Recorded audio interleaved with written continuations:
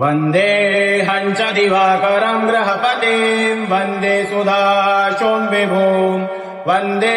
भूमिसुतं सुधाकरसुतं वन्दे सुराणां गुरुं वन्दे दैत्यगुरु भृगुसुतनयं वन्दे शनिं सूर्यजां वन्दे सूर्यसुधा सुपेखमकरं राहुश्च केतुं तथा ॐ